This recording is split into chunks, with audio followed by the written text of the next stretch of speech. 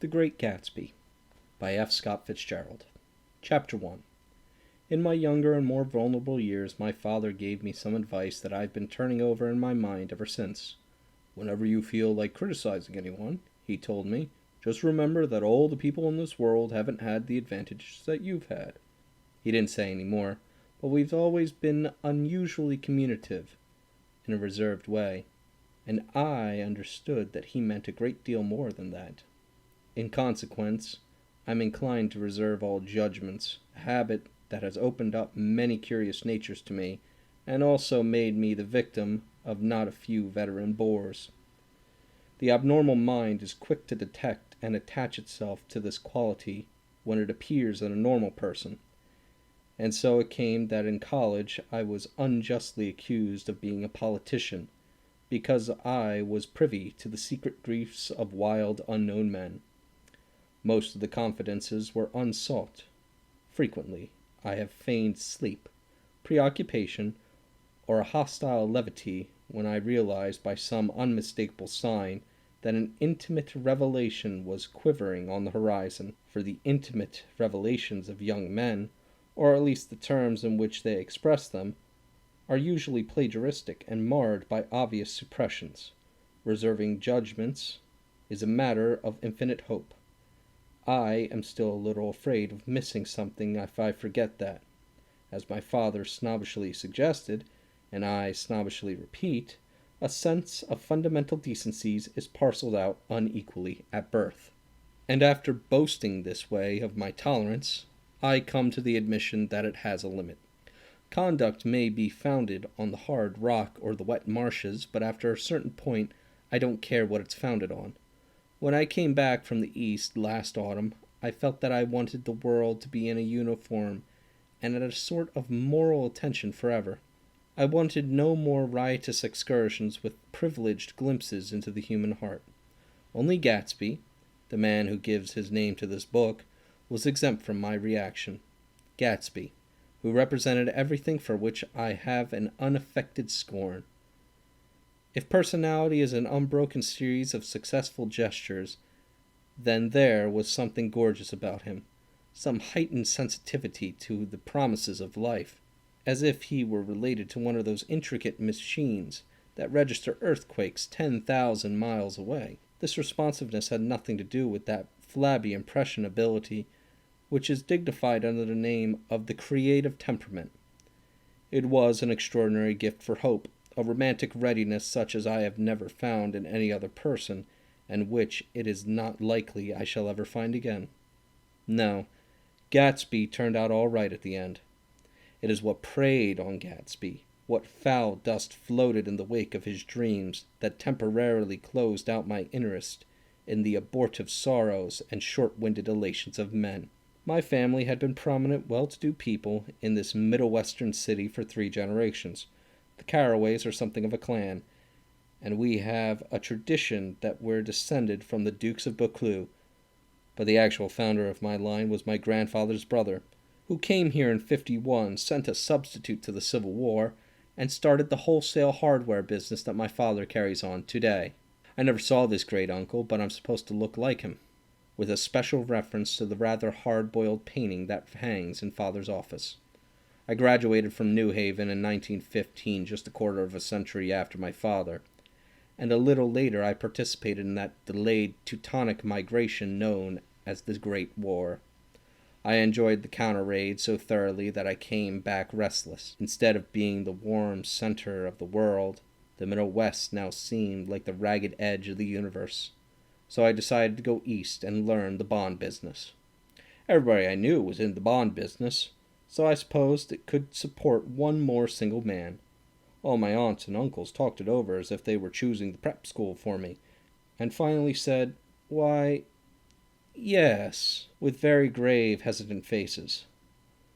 Father agreed to finance me for a year, and after various delays I came east permanently, I thought, in the spring of '22. The practical thing was to find rooms in the city, but it was a warm season, and I had just left a country of wide lawns and friendly trees, so when a young man at the office suggested that we take a house together in a commuting town, it sounded like a great idea. He found the house, a weather-beaten cardboard bungalow at $80 a month, but at the last minute the firm ordered him to Washington, and I went out to the country alone. I had a dog, at least I had him for a few days until he ran away, and an old Dodge, and a Finnish woman, who made my bed and cooked breakfast and muttered Finnish wisdom to herself over the electric stove. It was lonely for a day or so until one morning some man, more recently arrived than I, stopped me on the road. "How do you get to West Egg Village?" he asked helplessly. I told him, and as I walked on, I was lonely no longer. I was a guide, a pathfinder, an original settler. He had casually conferred on me the freedom of the neighborhood. And so, with the sunshine and the great bursts of the leaves growing on the trees just as things grow in fast movies, I had that familiar conviction that life was beginning over again with the summer. There was so much to read, for one thing, and so much fine health to be pulled down out of the young, breath-giving air. I bought a dozen volumes on banking and credit and investment securities, and they stood on my shelf in red and gold like new money from the mint, promising to unfold the shining secrets that only Midas and Morgan and Maecenas knew. And I had the high intention of reading many other books besides. I was rather literary in college. One year I wrote a series of very solemn and obvious editorials for the Yale News, and now I was going to bring back all such things into my life and become again that most limited of all specialists, the well-rounded man. This isn't just an epigram. Life is much more successfully looked at from a single window, after all. It was a matter of chance that I should have rented a house in one of the strangest communities in North America. It was on the slender, riotous island which extends itself due east of New York, and where there are, among other natural curiosities, two unusual formations of land. 20 miles from the city, a pair of enormous eggs, identical in contour and separated only by a courtesy bay, jut out into the most domesticated body of salt water in the Western Hemisphere, the great wet barnyard of Long Island Sound. They are not perfect ovals, like the eggs in the Columbus story. They are both crushed flat at the contact end, but their physical resemblance must be a source of perpetual confusion to the gulls that fly overhead. To the wingless, a more arresting phenomenon is their dissimilarity in every particular except shape and size. I lived at West Egg, the less fashionable of the two, though this is a most superficial tag to express the bizarre and not a little sinister contrast between them. My house was at the very tip of the egg, only 50 yards from the Sound, and squeezed between two huge places that rented for $12,000 or $15,000 a season. The one on my right was a colossal affair by any standard. It was a factual imitation of the Hôtel de Ville in Normandy, with a tower on one side spanking new under the thin beard of raw ivy and a marble swimming pool, and more than 40 acres of lawn and garden. It was Gatsby's mansion. Or, rather, as I didn't know Mr. Gatsby, it was a mansion, inhabited by a gentleman of that name. My own house was an eyesore, but it was a small eyesore, and it had been overlooked, so I had a view of the water, a partial view of my neighbor's lawn, and the consoling proximity of millionaires, all for $80 a month.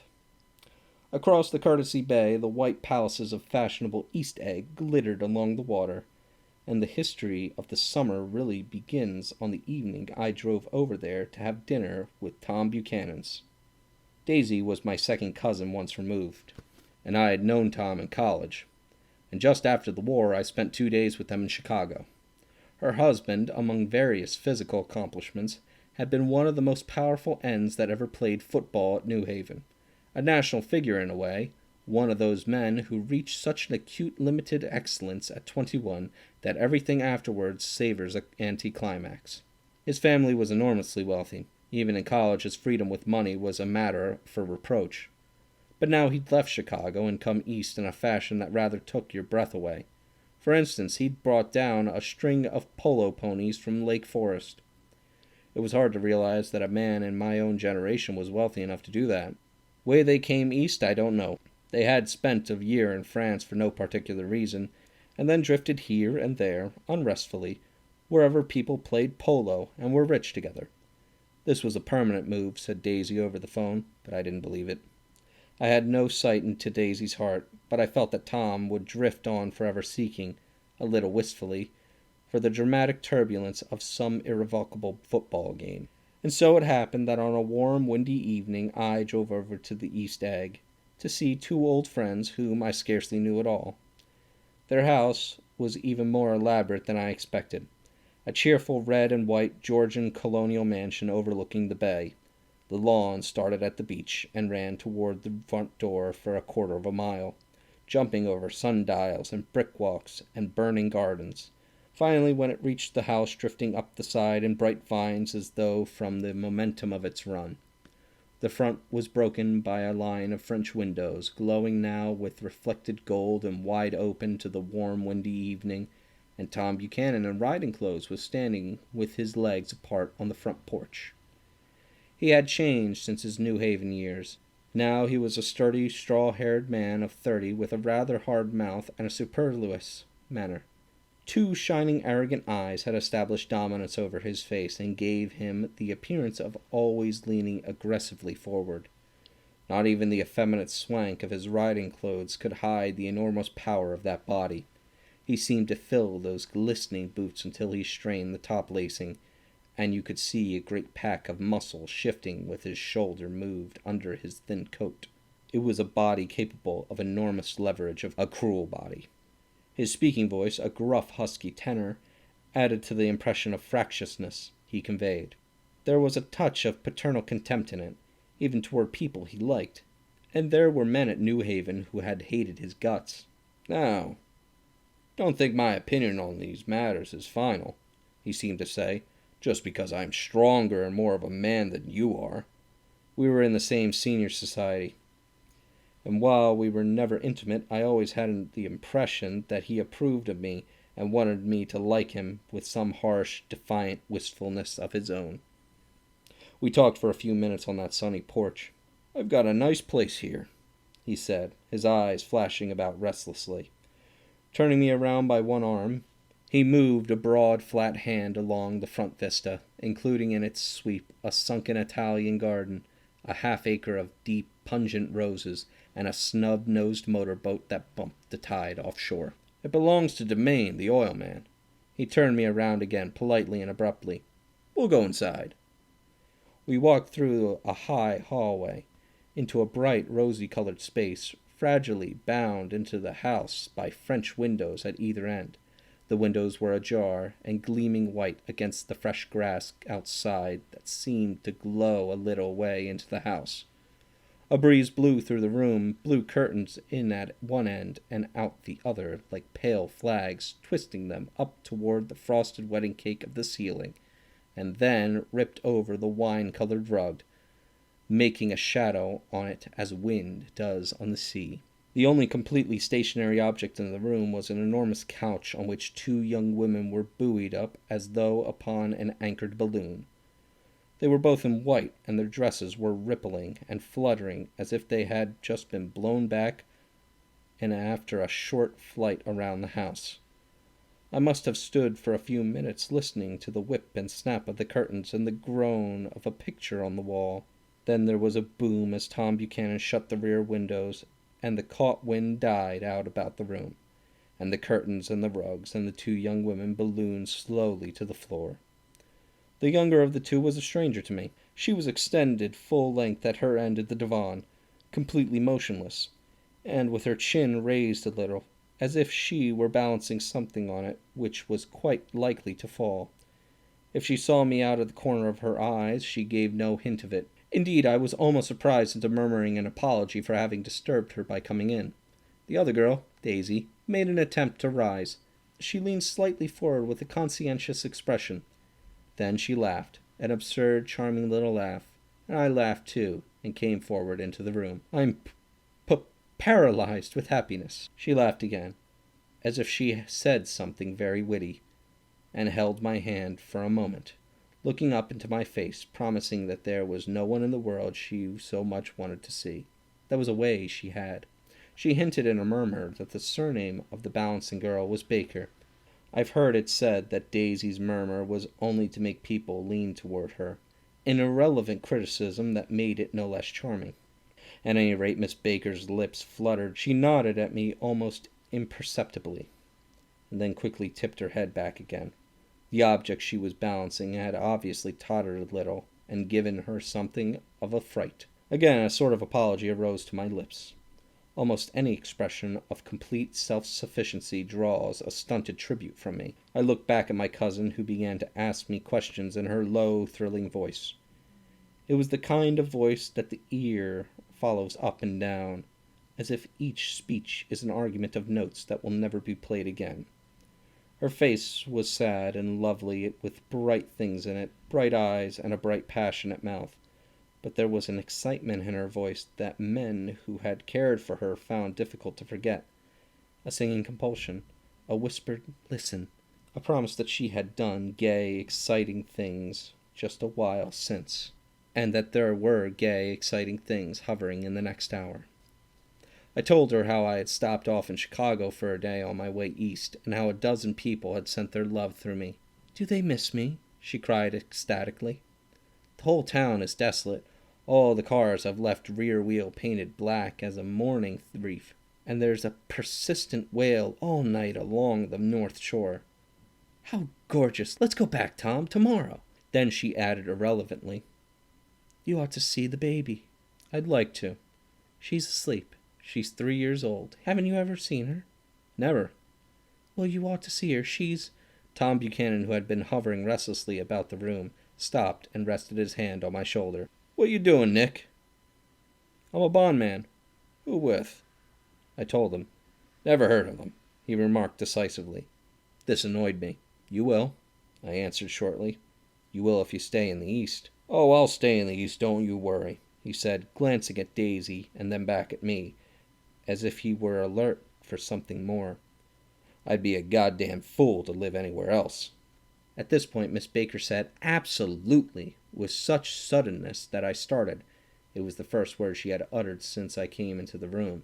Evidently it surprised her as much as it did for me, for she yawned and with a series of rapid, deft movements stood up into the room. "I'm stiff," she complained. "I've been laying on the sofa for as long as I can remember." "Don't look at me," Daisy retorted. "I've been trying to get you to New York all afternoon." "No, thanks," said Miss Baker to the 4 cocktails just in from the pantry. "I'm absolutely in training." Her host looked at her incredulously. "You are?"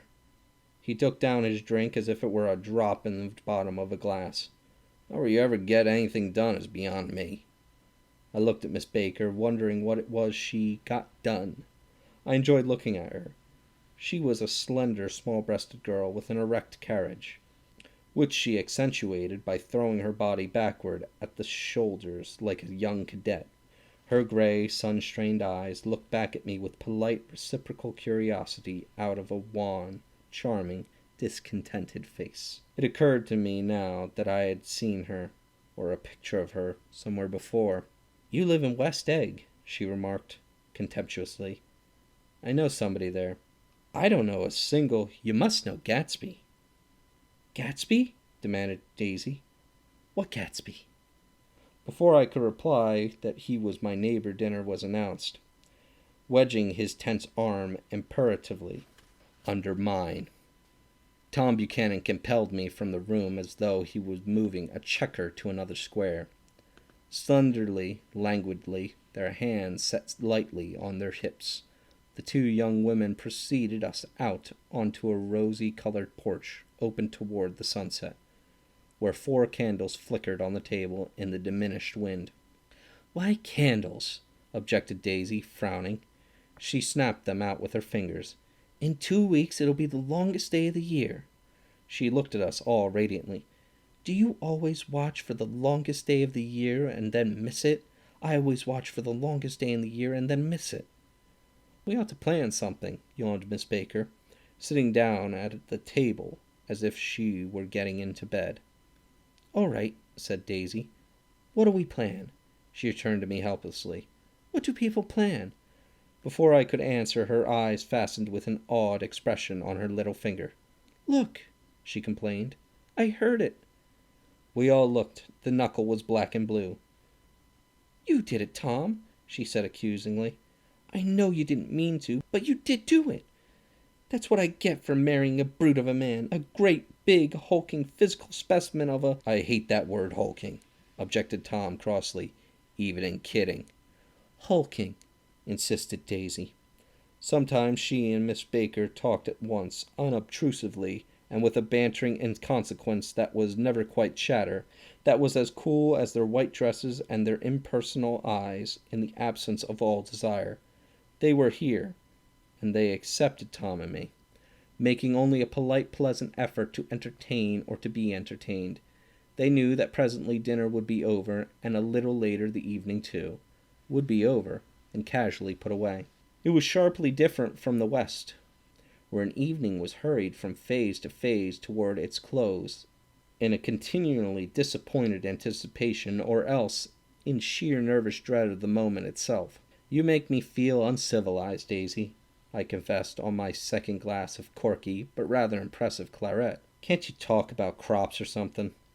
I meant nothing in particular by this remark, but it was taken up in an unexpected way. "Civilization's going to pieces," broke out Tom violently. "I've gotten to be a terrible pessimist about things. Have you read The Rise of the Colored Empires by this man Goddard?" "Why, no," I answered, rather surprised by his tone. "Well, it's a fine book, and everybody ought to read it. The idea is, if we don't look out, the white race will be utterly submerged. It's all scientific stuff. It's been proven." "Tom's getting very profound," said Daisy, with an expression of unthoughtful sadness. "He reads deep books with long words in them. What was that word we—" "Well, these books are all scientific," insisted Tom, glancing at her impatiently. "This fellow has worked out the whole thing. It's up to us, who are the dominant race, to watch out, or these other races will have control of things." "We've got to beat them down," whispered Daisy, winking ferociously towards the fervent sun. "You ought to live in California," began Miss Baker, but Tom interrupted her by shifting heavily in his chair. "This idea is that we're Nordics. I am, and you are, and—" After an infinitesimal hesitation he included Daisy with a slight nod, and she winked at me again. "And we've produced all the things that go to make civilization. Oh, science and art and all that. Do you see?" There was something pathetic in his concentration, as if his complacency, more acute than of old, was not enough to him any more. When, almost immediately, the telephone rang inside and the butler left the porch, Daisy seized upon the momentary interruption and leaned towards me. "I'll tell you a family secret," she whispered enthusiastically. "It's about the butler's nose. Do you want to hear about the butler's nose?" "That's why I came over tonight." "Well, he wasn't always a butler. He used to be the silver polisher for some people in New York that had silver service for 200 people. He had to polish it from morning till night, until finally it began to affect his nose." "Things went from bad to worse," suggested Miss Baker. "Yes, things went from bad to worse, until finally he had to give up his position." For a moment the last sunshine fell with romantic affection upon her glowing face. Her voice compelled me forward breathlessly as I listened.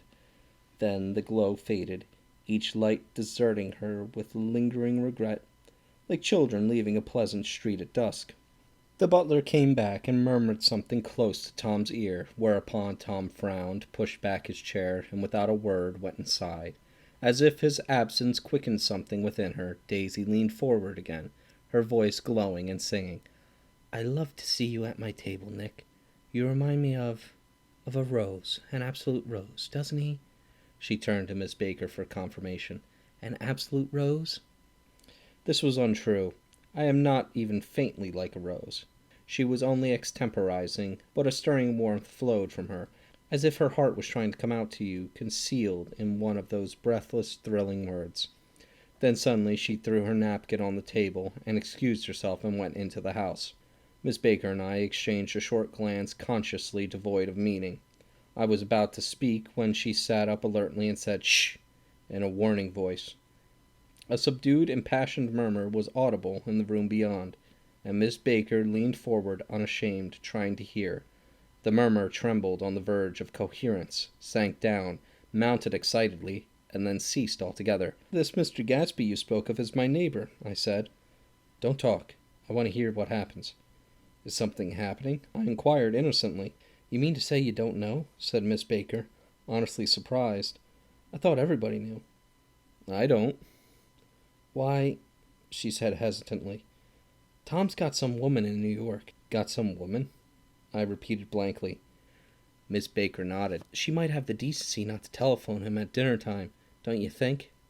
Almost before I had grasped her meaning, there was the flutter of a dress and the crunch of leather boots, and Tom and Daisy were back at the table. "It couldn't be helped," cried Daisy with tense gaiety. She sat down, glanced searchingly at Miss Baker and then at me, and continued, "I looked outwards for a minute, and it's very romantic outdoors. There's a bird on the lawn that I think must be a nightingale come over on the Conard or the White Star Line. He's singing away," her voice sang. "It's romance, isn't it, Tom?" "Very romantic," he said, and then miserably to me, "If it's light enough after dinner, I want to take you down to the stables." The telephone rang inside, startlingly, and as Daisy shook her head decisively at Tom, the subject of the stables, in fact all subjects, vanished into the air. Among the broken fragments of the last 5 minutes at table, I remembered the candles being lit again, pointlessly, and I was conscious of wanting to look squarely at everyone, and yet to avoid all eyes. I couldn't guess what Daisy and Tom were thinking, but I doubt if even Miss Baker, who seemed to have mastered a certain hearty skepticism, was able utterly to put this fifth guest's shrill, metallic urgency out of mind. To a certain temperament, the situation might have seemed intriguing. My own instinct was to telephone immediately for the police. The horses, needless to say, were not mentioned again. Tom and Miss Baker, with several feet of twilight between them, strolled back into the library, as if to a vigil beside a perfectly tangled body, while trying to look pleasantly interested and a little deaf. I followed Daisy around a chain of connecting verandas to the porch in front. In its deep gloom we sat down side by side on a wicker settee. Daisy took her face in her hands as if feeling its lovely shape, and her eyes moved gradually out into the velvet dusk. I saw that turbulent emotions possessed her, so I asked what I thought would be some sedative questions about her little girl. "We don't know each other very well, Nick," she said suddenly, "even if we are cousins. You didn't come to my wedding." "I wasn't back from the war." "That's true," she hesitated. "Well, I've had a very bad time, Nick, and I'm pretty cynical about everything." Evidently she had reason to be. I waited, but she didn't say any more, and after a moment I returned rather feebly to the subject of her daughter. "I suppose she talks and eats and everything?" "Oh, yes." She looked at me absently. "Listen, Nick, let me tell you what I said when she was born. Would you like to hear?" "Very much." "It'll show you how I've gotten to feel about things. Well, she was less than an hour old, and Tom was God knows where. I woke up out of the ether with an utterly abandoned feeling, and asked the nurse right away if it was a boy or a girl. She told me it was a girl, and so I turned my head away and wept. 'All right,' I said. 'I'm glad it's a girl, and I hope she'll be a fool. That's the best thing a girl can be in this world, a beautiful little fool. You see, I think everything's terrible anyhow,' she went on in a convinced way. 'Everybody thinks so, the most advanced people. And I know. I've been everywhere and seen everything and done everything.' Her eyes flashed around her in a defiant way, rather like Tom's, and she laughed with a thrilling scorn. 'Sophisticated. God, I'm sophisticated.' The instant her voice broke off, ceasing to compel my attention, my belief, I felt the basic insincerity of what she had said. It made me uneasy, as if the whole evening had been a trick of some sort to extract a contributory emotion from me. I waited, and sure enough, in a moment she looked at me with an absolute smirk on her lovely face, as if she had asserted her membership in a rather distinguished secret society to which she and Tom belonged. Inside, the crimson room bloomed with light. Tom and Miss Baker sat at either end of the long couch, and she read aloud to him from the Saturday Evening Post, the words, murmurously and uninflected, running together in a soothing tune. The lamplight, bright on his boots and dulled on the autumn leaf yellow of her hair, glinted along the paper as she turned a page with a flutter of slender muscles in her arms. When we came in, she held us silent for a moment with a lifted hand. "To be continued," she said, tossing the magazine on the table, "in our very next issue." Her body asserted itself with a restless movement of her knee, and she stood up. 10 o'clock, she remarked, apparently finding the time on the ceiling. "Time for this good girl to go to bed." "Jordan's going to play in the tournament tomorrow," explained Daisy, "over at Westchester." "Oh, you're Jordan Baker." I knew now why her face was familiar. Its pleasing, contemptuous expression had looked at me from many rotogravure pictures of the sporting life at Asheville and Hot Springs and Palm Beach. I had heard some story of her, too, a critical, unpleasant story, but what it was I had forgotten long ago. "Good night," she said softly. "Wake me up at 8, won't you?" "If you'll get up." "I will. Good night, Mr. Carroway. See you anon." "Of course you will," confirmed Daisy. "In fact, I think I'll arrange a marriage. Come over often, Nick, and I'll fling you together. You know, lock you up accidentally in linen closets and push you out to sea in a boat, and all that sort of thing." "Good night," called Miss Baker from the stairs. "I haven't heard a word." "She's a nice girl," said Tom after a moment. "They oughtn't to let her run around the country this way." "Who oughtn't to?" inquired Daisy coldly. "Her family." "Her family is one aunt about 1,000 years old. Besides, Nick's going to look after her, aren't you, Nick? She's going to spend lots of weekends out here this summer. I think the home influence will be very good for her." Daisy and Tom looked at each other for a moment in silence. "Is she from New York?" I asked quickly. "From Louisville. Our white girlhood was passed together there. Our beautiful white—" "Did you give Nick a little heart-to-heart talk on the veranda?" demanded Tom suddenly. "Did I?" She looked at me. "I can't seem to remember, but I think we talked about the Nordic race. Yes, I'm sure we did. It sort of crept up on us, and the first thing you know—" "Don't believe everything you hear, Nick," he advised me. I said lightly that I had heard nothing at all, and a few minutes later I got up to go home. They came to the door with me and stood side by side in a cheerful square of light. As I started my motor, Daisy peremptuously called, "Wait! I forgot to ask you something, and it's important. We heard you were engaged to a girl out west." "That's right," corroborated Tom kindly. "We heard that you were engaged." "It's a libel. I'm too poor." "But we heard it," insisted Daisy, surprising me by opening up again in a flower-like way. "We heard it from 3 people, so it must be true." Of course, I knew what they were referring to, but I wasn't even vaguely engaged. The fact that gossip had published the bonds was one of the reasons I had come east. You can't stop going with an old friend on account of rumors. And on the other hand, I had no intention of being rumored into marriage. Their interest rather touched me and made me less remotely rich nevertheless.